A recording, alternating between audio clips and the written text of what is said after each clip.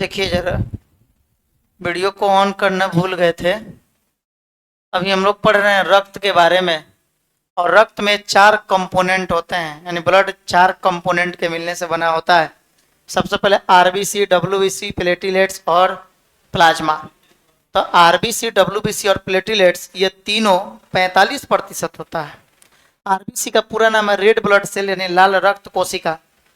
WBC का पूरा नाम है व्हाइट ब्लड सेल यानी श्वेत रक्त कोशिका। बात समझ में आया? व्हाइट ब्लड सेल यानी श्वेत रक्त कोशिका। अच्छा, अब देखिए, आरबीसी, डब्ल्यूबीसी, प्लेटिलेट्स और प्लाज्मा ये चारों के मिलने से ब्लड का निर्माण हुआ है। यानी ब्लड में 4 घटक, 4 कंपोनेंट होते हैं, जिसमें 45% आरबीसी, डब्ल्यूबीसी और प्लेटिलेट्स है। बाकी 55% प्लाज्मा होता है। बात समझ में आया?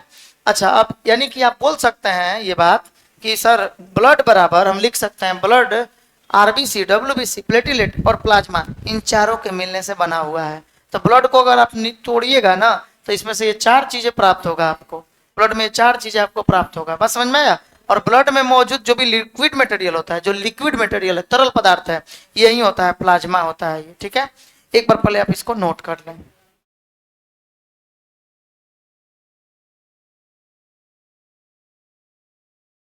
चल, नेक्स्ट पॉइंट पे आते हैं हम लोग। अब इसमें से पहले नंबर आप आरबीसी लिखकर एरो देंगे। पहला आरबीसी लिखकर एरो दीजिए। अब आरबीसी का पूरा नाम है रेड ब्लड, और सेल लिखने के बाद लास्ट में एस लगा दीजिएगा। क्यों? क्योंकि आपने आरबीसी में भी एक छोटा सा एस लिखा था, यहाँ लास्ट में आरबीसी कर दिया था इसको, सी के बाद छोटा सा एस, तो इसलिए वो एस यहाँ जुड़ जाएगा, सेल्स हो जाएगा। ठीक है। अच्छा, रेड ब्लड सेल यानी लाल रक्त कोशिका, लाल रक्त कोशिका। ठीक है, ये आरबीसी का पूरा नाम हुआ। सबसे पहले सर आरबीसी का फॉर्मेशन कहाँ होता है? फॉर्मेशन यानी निर्माण, या बोल सकते हैं उत्पत्ति, ओरिजिनेशन कहाँ होगा? तो इसका निर्माण कहाँ होगा जी? सर बोन मैरो में। आरबीसी का जो निर्माण होता है, आरबीसी का निर्माण बोन मैरो में होता है, यानी अस्थि मज्जा में, अस्थि मज्जा में होता है। ठीक है, याद रखेंगे इस बात को। आरबीसी का जो निर्माण होगा ये बोन मैरो में होगा, अस्थि मज्जा में होगा। अच्छा, अगर आपसे पूछा जाए graveyard of RBC, graveyard of RBC, graveyard of RBC यानी कि आरबीसी का, आरबीसी का कब्रिस्तान, कब्रिस्तान, ये बात याद रखेंगे बाबू। ग्रेवयार्ड को हिंदी में कब्रिस्तान कहा जाता है। ग्रेवयार्ड मतलब कब्रिस्तान। तो आरबीसी का कब्रिस्तान कहाँ होता है? बोलिए। तो एस्प्लीन में, SPLEEN, पलीहा में। ठीक है, याद रखिएगा, पलीहा में आरबीसी का ग्रेवयार्ड रहता है। अच्छा, आरबीसी का लाइफ स्पेन, लाइफ स्पेन को हिंदी में बोलते हैं जीवन काल, यानी कि इसका जीवन काल कितने दिनों का होता है? तो जीवन काल कितना दिनों का होगा सर? 120 डेज, 120 दिनों का। ठीक है, 120 दिन का जीवन काल होगा। अच्छा, अब उसके बाद इसका आकार कैसा होता है? सर इसका शेप जो है, शेप बोलने का मतलब होता है आकार। पहले बोर्ड पे समझ लीजिए, बोर्ड पे सब लोग देखिए, बाद में छापना है, पहले बोर्ड पे देखिए। आरबीसी का आकार जो है सर ये बाई कॉनकेव होता है, बाई कॉनकेव होता है, बाई कॉनकेव। बाई कॉनकेव मतलब होता है उभयावतल। ठीक है, उभयावतल। बाई कॉनकेव यानी उभयावतल। देखिए, यानी कि लगभग इसका संरचना कुछ इस तरह का होगा, या इसको कहीं कहीं राउंड लिखा हुआ रहेगा, गोलाकार लिखा हुआ रहेगा, ऐसे इसका संरचना होगा। ठीक है, या ऐसे थोड़ा गोलाकार राउंड शेप का होता है। आकार जीवन काल ये सब हो गया। ठीक है, चलिए इसको जरा नोट करिए एक बार।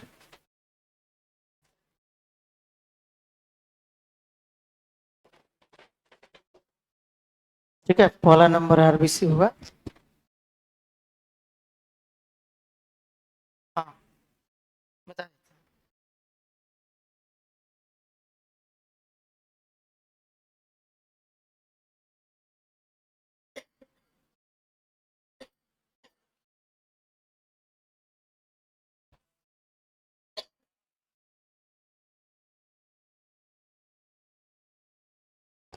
चलिए हो गया। अच्छा, इसके दूसरे नाम के बारे में आपका क्या ख्याल है? इसका एक और नाम होता है आरबीसी का। आरबीसी का दूसरा नाम क्या है? इरिथ्रोसाइट। इसे हम इरिथ्रोसाइट भी कहते हैं, याद रखेंगे। It is also called, it is also called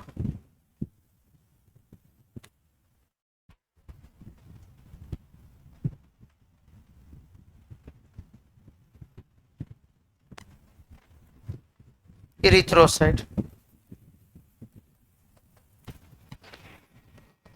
it is also called erythrocyte, यानी इसे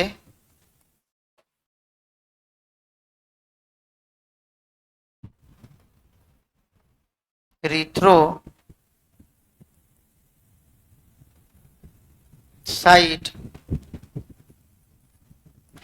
भी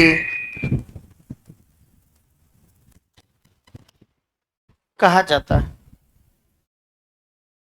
ठीक है, इसे इरिथ्रोसाइट भी कहा जाता है।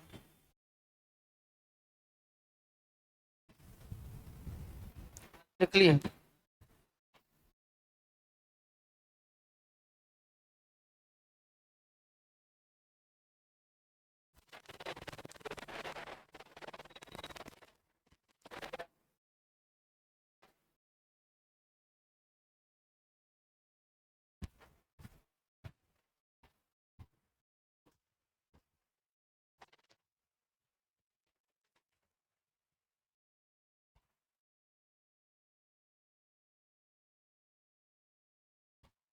हो गया।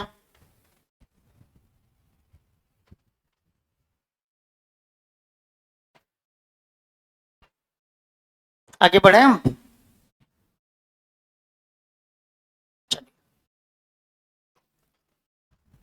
अब हम लोग नेक्स्ट टॉपिक दूसरे नंबर पे लिखेंगे।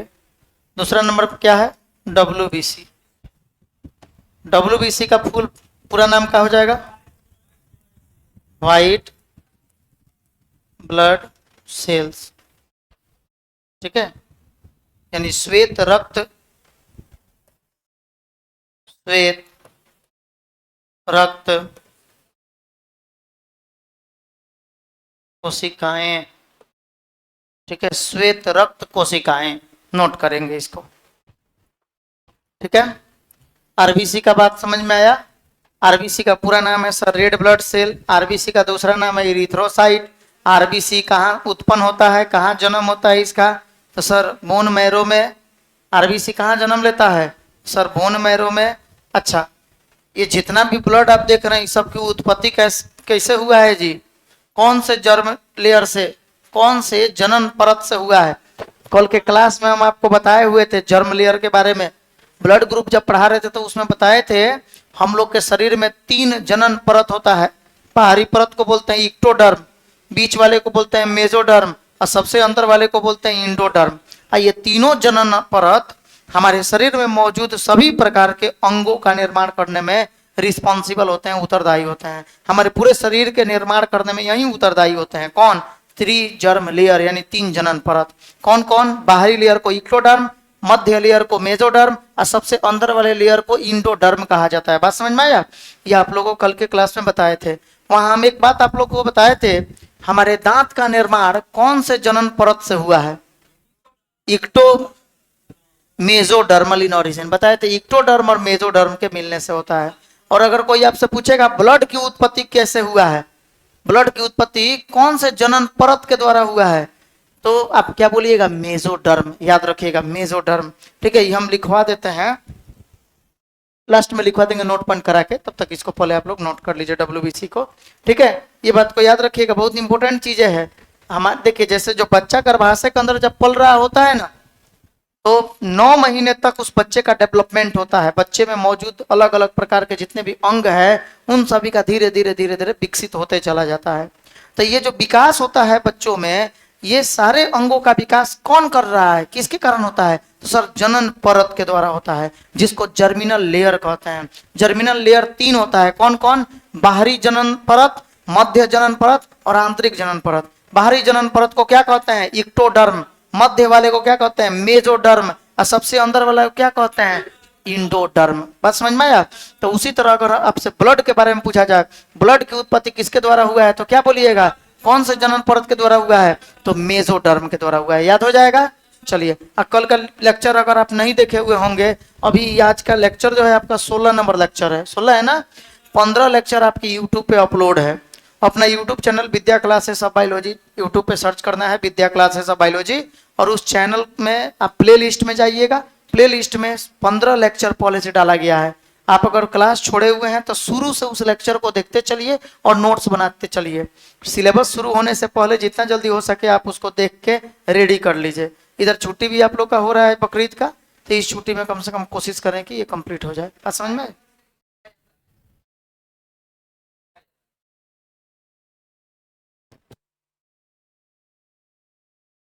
White blood cell, white blood cell नहीं होता है हम लोग में। अरे व्हाइट ब्लड सेल का ही तो काम है भाई, बहुत काम है। व्हाइट ब्लड सेल जितना भी पैथोजन आपके शरीर में प्रवेश करता है उसको मारने का, रोकने का, यही ना काम करता है। WBC का काम है डिफेंस लाइन का। मतलब जितना भी आर्मी ऑफ द सेल समझिए ना, हमारे शरीर का जो आर्मी है वो WBC है। आप आगे पढ़िएगा लिम्फोसाइट के बारे में, बी लिम्फोसाइट, टी लिम्फोसाइट, ठीक है, ये सब बताएंगे। WBC बताइए इसका जीवन काल कितना दिनों का होता है? लाइफ स्पेन, सर इसका जीवन काल जो है कितना दिनों का होगा? 12 से 20 दिनों का। 12 से 20 दिन इसका जीवन काल होता है। अच्छा, इसका अगर हम लोग बात करें बाबू, इसके शेप का, आकार का, आकार कैसा होता है?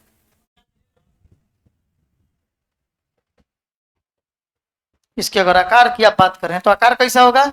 सर इसका आकार अमीबा के समान होता है। WBC का आकार अमीबा के समान होता है, यानी कि इसका कोई, जिस प्रकार से अमीबा का कोई निश्चित आकार नहीं होता, उसी प्रकार इसका भी कोई निश्चित आकार नहीं होता है, ठीक है। तो यानी कि अमीबा लाइक, अमीबा लाइक या इसी को एमीबोइड भी बोलते हैं, एमीबोइड।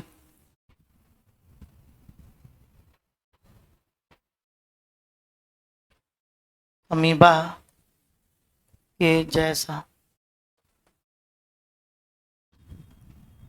एमीबोइड नहीं करिए, एमीबिक कर दीजिए, एमीबिक, ठीक है। अमीबोइड कह दीजिएगा तो एमीबोइड वो डिजीज में हम लोग को पढ़ना है। एमीबिक बोलिए, एमीबिक मतलब होता है अमीबा जैसा, ठीक है, चाहे अमीबा लाइक सीधे बोल दीजिए। अच्छा,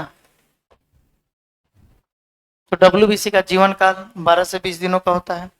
इसका आकार अमीबा के समान होता है। इसका दूसरा नाम क्या है? इट इज ऑल्सो कॉल्ड, इसको क्या कह सकते हैं?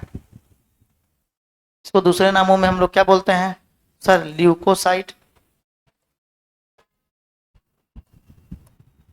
यानी कि इसे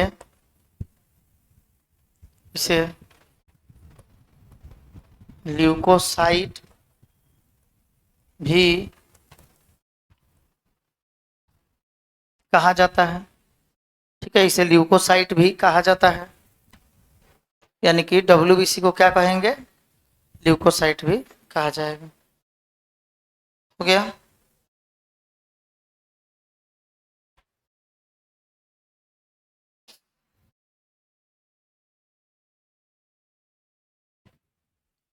अब इसका भी निर्माण हमारे बोन मैरो में ही होता है।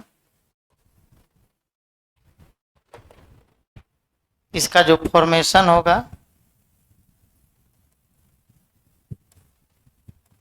बोन मैरो में ही होगा।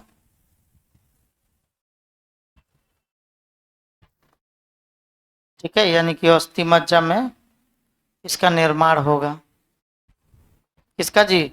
डब्ल्यूबीसी का निर्माण अस्थि मज्जा में होगा। इसे ल्यूकोसाइट भी कहा जाता है। इसका आकार अमीबा के समान होता है और इट एक्ट्स एज, यह किसके तरह कार्य करता है? तो इट एक्ट्स एज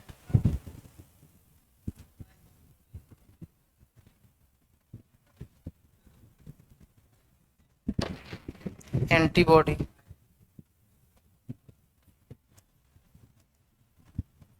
एंटीबॉडी, यह प्रतिरक्षी के तरह कार्य करता है, यानी प्रतिरक्षी के रूप में कार्य करता है। लिख लेंगे, यह प्रतिरक्षी के रूप में कार्य करता है। यह प्रतिरक्षी के रूप में कार्य करता है, यानी कि हमारे शरीर में जो एंटीबॉडी का निर्माण होता है डब्ल्यूबीसी का ही देन है। डब्ल्यूबीसी का ही बाबू देन है कि हमारे शरीर में एंटीबॉडी का निर्माण होता है। ठीक है, आगे हम लोग पढ़ेंगे इसके बारे में। बी लिम्फोसाइट जब पढ़ाएंगे, लिम्फोसाइट एक डब्ल्यूबीसी का प्रकार है, तो बी लिम्फोसाइट जब पढ़ाएंगे तो वहां बताएंगे बी लिम्फोसाइट एंटीबॉडी का निर्माण करता है, यानी डब्ल्यूबीसी के द्वारा ही एंटीबॉडी का निर्माण होता है। इसलिए हम लोग लिख दिए यह प्रतिरक्षी के रूप में कार्य करता है। एंटीबॉडी आप समझ रहे हैं, जैसे कोरोना के समय में आपको कोई मेडिसिन नहीं मिल रहा था, फिर भी आप बीमारी आपको हुआ था। बहुत लोगों को कोरोना काल में कोरोना हुआ, लेकिन फिर भी उनको पता भी नहीं चला और उनको उनकी बीमारी हालात जो है बिगड़ी भी नहीं। तो आखिर कैसे ठीक हुए? तो ठीक इसलिए हुए क्योंकि उनके शरीर में इम्यूनिटी जो था अच्छा वाला था, अच्छा इम्यूनिटी था। आप देख रहे होंगे कि उस समय में लोग इम्यूनिटी को बूस्टअप करने के लिए, अपने इम्यूनिटी यानी प्रतिरक्षा तंत्र को मजबूत करने के लिए, इम्यून सिस्टम यानी प्रतिरक्षा तंत्र को मजबूत करने के लिए अलग अलग प्रकार की चीजें खा रहे थे। ये अलग अलग चीजें ले रहे थे जिसके द्वारा उनको क्या हो, कोई पैथोजन शरीर के अंदर प्रवेश ना करे। अगर प्रवेश कर भी जाए तो आपका शरीर उसके कैपेबल हो, उसके सक्षम हो ताकि उसको बाहर निकाल सके। बात समझ में आया? तो इस तरह से यहाँ पे ये याद रखिएगा कि ये एंटीबॉडी के रूप में कार्य करता है। कौन? तो डब्ल्यूबीसी जो है यह एंटीबॉडी के रूप में कार्य करता है। एंटीबॉडी मतलब हुआ जो बाहरी रोग कारक से आपको बचाने का काम करता हो, उसको एंटीबॉडी कहा जाता है। ठीक है, एंटीबॉडी किसको कहते हैं? जो बाहरी चीजों से, जो बाहरी जीवों से आपके शरीर को बचाने का काम करे, बाहरी रोग कारकों से आपके शरीर को बचाने का काम करे। ठीक है, चलिए इसको उतार लिए। इसमें तो और कोई पॉइंट बाकी नहीं है क्या? चलिए ठीक है, कुछ देख लीजिएगा, कहीं ऐसा ना हो कि छूट गया हो। अगर पहले से लिखो कोई पढ़े हो तो देख लीजिएगा कहीं छूटा हुआ ना हो। चलिए नेक्स्ट पॉइंट में आइए। तीसरा नंबर में क्या है बाबू? तीसरा ब्लड के बारे में आपको क्या बताए हैं? अच्छा, पहले एक नोट पॉइंट करके लिख लीजिए ना, पहले नोट पॉइंट करके लिख लीजिए। ब्लड ब्लड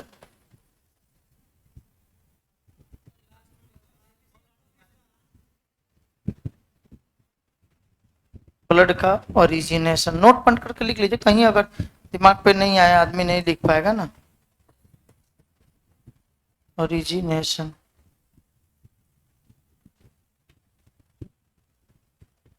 ओरिजिन यानी उत्पत्ति कैसे हुआ है, तो याद रखेंगे मेजो डर्म से। और मेजोडर्म से, मेजोडर्म लेयर, मेजोडर्म स्तर के द्वारा किसका निर्माण हुआ है, किसका उत्पत्ति हुआ है? तो ब्लड की उत्पत्ति। सब हम ब्लड की उत्पत्ति के बारे में आपको लिखवा रहे हैं। ओरिजिन किसका? Origin of blood.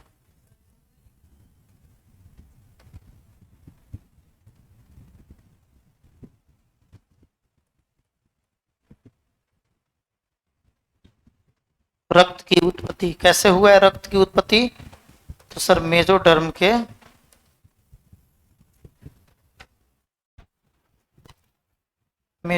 के मिलने से हुआ है।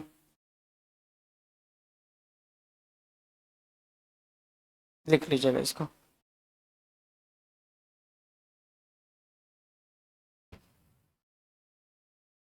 हो जाएगा। अब इसको उतारिए।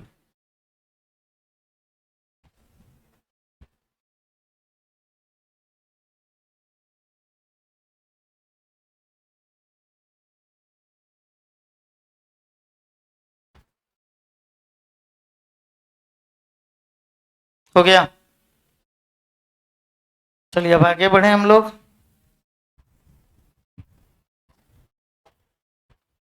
अब नेक्स्ट पॉइंट तीसरा नंबर लिखेंगे बाबू। तीसरा नंबर में क्या हो जाएगा? प्लेटिलेट्स। प्लेटिलेट्स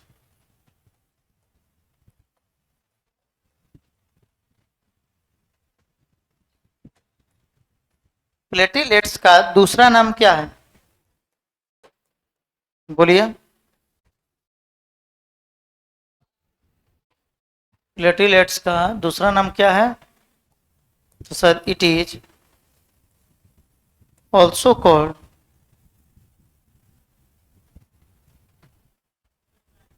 थ्रोम्बोसाइट,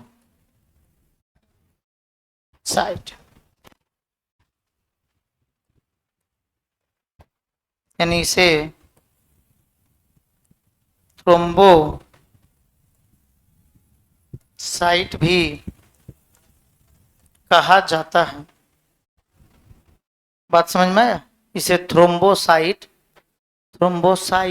भी कहा जाता है। किसको? प्लेटिलेट्स को हम लोग क्या बोलते हैं? थ्रोम्बोसाइट भी कहते हैं। ठीक है।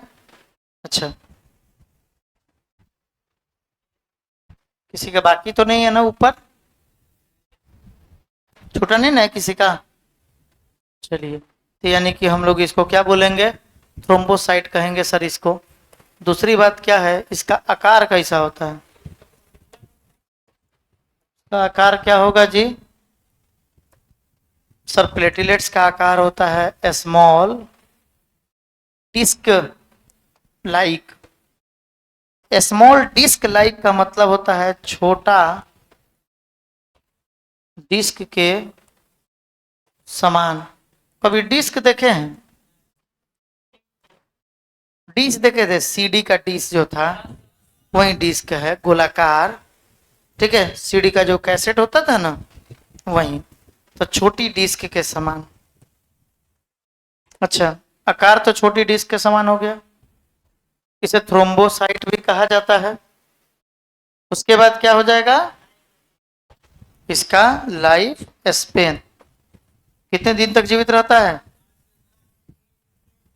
जीवन काल कितना लिखिएगा? 8 to 10, सॉरी 8 to 10 डेज, दिन। टाइपिंग मिस्टेक था वो। ठीक है, यानी कि प्लेटिलेट्स जो होता है उसे थ्रोम्बोसाइट भी कहा जाता है। प्लेटिलेट्स को थ्रोम्बोसाइट भी कहते हैं। प्लेटिलेट्स का आकार छोटा डिस्क के समान होता है और प्लेटिलेट्स का जीवन काल 8 से 10 दिनों का होता है। हो गया? हाँ, लिख लीजिए। इसका काम क्या है? रक्त को जमाने का। It helps in coagulation of blood. ये भी पॉइंट को लिख ही लेते हैं।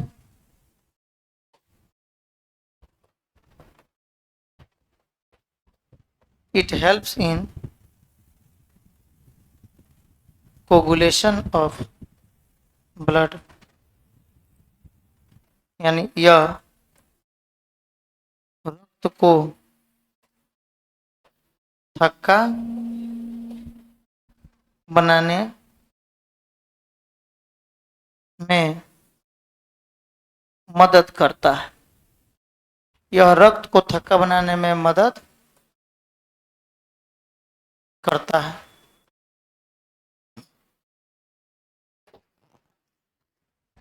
हो गया।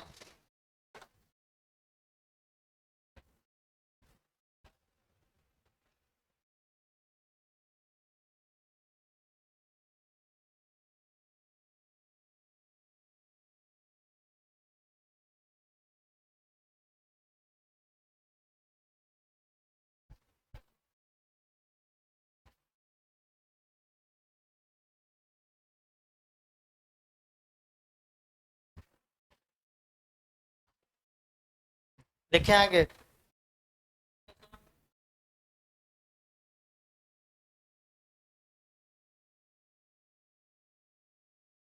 चलिए फोर्थ नंबर पॉइंट लिखेंगे। अब चौथे नंबर पॉइंट को हेडिंग डाल देंगे।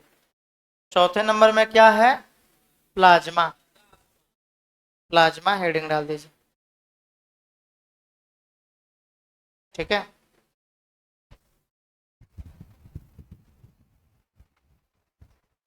जिनका बाकी हो उतार लीजिए पहले, तब उसके बाद हम लोग प्लाज्मा के बारे में पढ़ेंगे।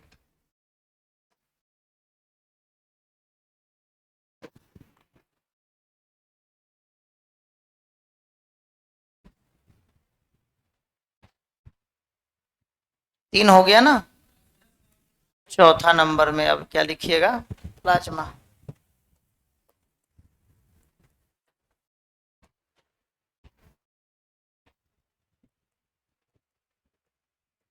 प्लाज्मा जो है ये क्या होता है? इसमें बोलेंगे sir it is the liquid part of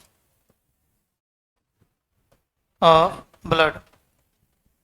यह रक्त का जो लिक्विड भाग होता है ना, रक्त में जो भी लिक्विड होता है, रक्त में जो भी लिक्विड होता है ब्लड में, उसी को हम लोग क्या बोलते हैं? प्लाज्मा कहते हैं। छोटा नहीं ना ऊपर? छोटा है क्या? आगे हम लोग पढ़ा जाएगा डिटेल्स में, भी इसके बारे में बहुत कुछ पढ़ना है, लेकिन सिलेबस में पढ़ेंगे फिर हम लोग। ठीक है, अभी तो बहुत डिटेल्स में आपको पढ़ना है। बॉडी फ्लूइड एंड सर्कुलेशन जब पढ़ाएंगे इसमें आपको ह्यूमन फिजियोलॉजी में, तो वहाँ पे इसको बहुत डिटेल्स में पढ़ाया जाएगा। तत्काल अभी हम लोग बेसिक में पढ़ रहे हैं, ठीक है, ताकि हर चीज़ों का नॉलेज आपके पास रहे। अब देखिए, it is a liquid part of blood, यानी कि यह रक्त का तरल भाग होता है। रक्त में जो तरल भाग होता है ना, वो कौन होता है? प्लाज्मा होता है। इट इज लाइट येलो या straw coloured. It is light yellow या स्ट्रॉ कलर्ड, यानी कि यह हल्के पीले रंग या पुआल के रंग का होता है। यह लाइट मतलब क्या होता है जी? प्रकाश। तो यहाँ हो जाएगा हल्का। लाइट मतलब हल्का होता है, तो यह हल्के पीले रंग या स्ट्रॉ मतलब होता है बाबू पुआल या भूसा, पुआल के रंग के होते हैं। ठीक है, इट इज लाइट येलो या स्ट्रॉ कलर्ड। बस समझ में आया? यह हल्के पीले रंग के होते हैं। इनका रंग कैसा होगा? हल्का पीले रंग का होगा। ठीक है, चलिए नेक्स्ट पॉइंट क्या हो जाएगा? वाटर इसमें कितना प्रतिशत पाया जाता है? ये लिक्विड अवस्था में इसलिए होता है क्योंकि इन प्लाज्मा 92.1%, क्या लगभग 92% के अप्रोक्स में in plasma 92.1% water present. In plasma 92% water present.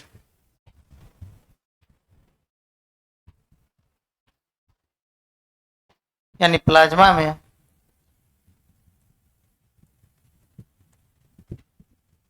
92.1% जल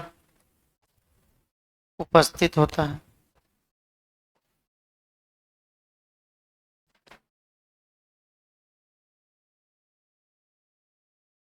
हो गया।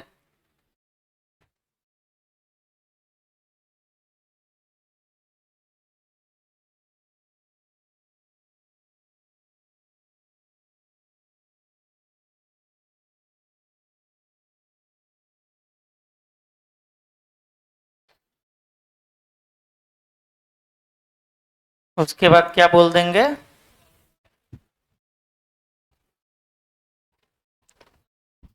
और भी कुछ इसमें लिखवाए थे। हाँ, ये तो उधर ही हम लिखवा दिए हैं।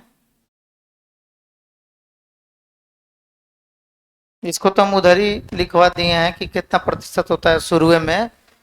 कितना होगा जी? It is total 55% of the blood. It is total 55% of the blood। यानी कि यह रक्त का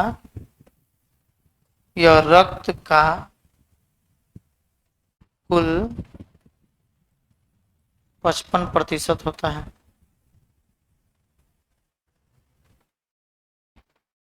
it is total 55% of the blood. यह रक्त का कुल 55% होता है।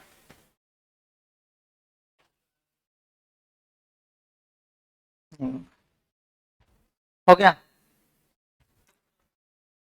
चलिए तो आज के लिए इतना ही रहने दिया जाए। ठीक है, आज थोड़ा कम ही पढ़ा जाएगा। नेक्स्ट क्लास में इसके आगे से हम लोग अब पढ़ेंगे, अब सिलेबस को शुरू करेंगे। ठीक है, सिलेबस शुरू होगा अब, तो इसलिए बाकी जो भी स्टूडेंट अभी अनुपस्थित हैं वो रेगुलर हो जाइए।